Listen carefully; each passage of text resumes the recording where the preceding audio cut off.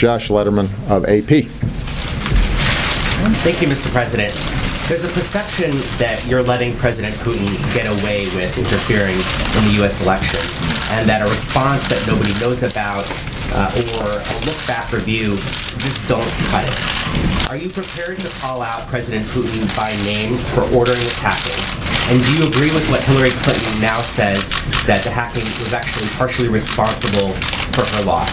And is your administration's open quarreling with Trump and his team on this issue tarnishing the smooth transition of power that you have promised? Well, first of all, with respect to the transition, I think they would be the first to acknowledge that we have done everything we can to make sure that they are successful, as I promised, and that will continue. And it's just been a few days since I last talked to the President-elect about a whole range of transition issues. That cooperation is going to continue. There hasn't been a lot of squabbling. What we've simply said is the facts, which are that based on uniform intelligence assessments, the Russians were responsible for hacking the DNC, and that as a consequence, it is important for us to review all elements of that and make sure that we are preventing that kind of interference through cyber attacks in the future. That should be a bipartisan issue. That shouldn't be a partisan issue. And my hope is that the President-elect is going to similarly be concerned with making sure that we don't have potential foreign influence in our election process. I don't think any American wants that. And that shouldn't be a source of an argument. I think that part of the challenge is that it gets caught up in the carryover from election season. And I think it is very important for us to distinguish between the politics of the election and the need for us as a country, both from a national security perspective, but also in terms of the integrity of our election system and our democracy, to make sure that we don't create a political football here. Now, with respect to how this thing unfolded last year, let's just go through the facts pretty quickly. At the beginning of the summer, we're alerted to the possibility that the DNC has been hacked.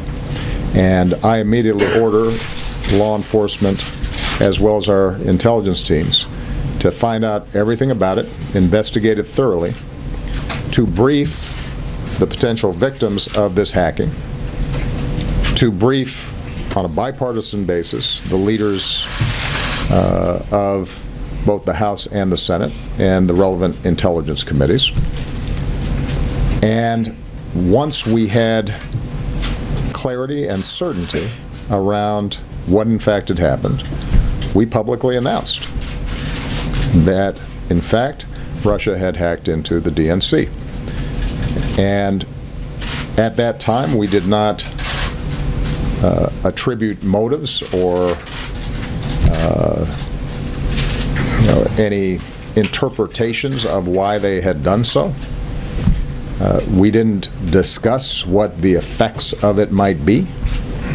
We simply let people know, the public know, just as we had let members of Congress know, that this had happened.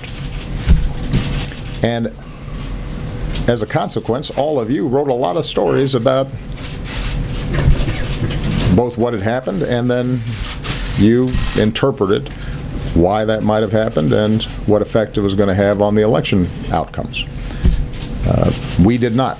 And the reason we did not was because in this hyper-partisan atmosphere, at a time when my primary concern was making sure that the integrity of the election process was not in any way damaged, at a time when anything that was said by me or anybody in the White House would immediately be seen through a partisan lens, I wanted to make sure that everybody understood we were playing this thing straight, that we weren't trying to advantage one side or another, but what we were trying to do is let people know that this had taken place. And so if you started seeing effects on the election, if you were trying to measure why this was happening and how you should consume the information that was being leaked, that you might want to take this into account. And that's exactly how we should have handled it. Imagine if we'd done the opposite. It would have become immediately just one more political scrum. And part of the goal here was to make sure that we did not do the work of the leakers for them by raising more and more questions about the integrity of the election right before the election was taking place, at a time, by the way, when the president-elect himself was raising questions about the integrity of the election. And finally, I think it's worth pointing out that the information was already out. It was in the hands of WikiLeaks, so that was going to come out no matter what. What I was concerned about in particular was making sure that that wasn't compounded by potential hacking that could hamper vote counting, affect the actual election process itself. And so in early September, when I saw President Putin in China, I felt that the most effective way to ensure that that didn't happen was to talk to him directly and tell him to cut it out. There were going to be some serious consequences if he didn't. And in fact, we did not see further tampering of the election process, but the leaks through WikiLeaks had already occurred. So when I look back in terms of how we handled it, I think we handled it the way it should have been handled. We allowed law enforcement and the intelligence community to do its job without political influence. We briefed all relevant parties involved in terms of what was taking place.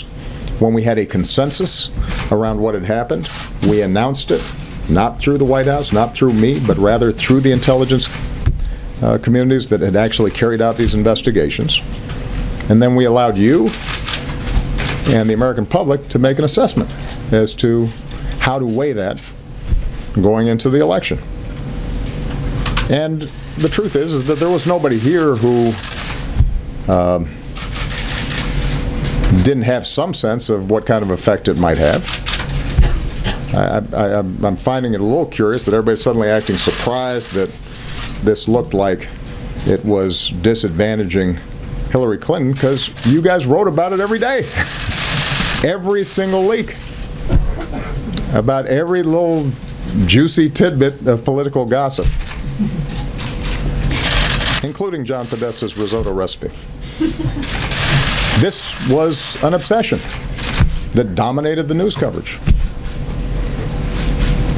So I do think it's worth us reflecting how it is that a presidential election of such importance, of such moment, with so many big issues at stake and such a contrast between the candidates, came to be dominated by a bunch of these leaks. What is it about our political system that made us vulnerable to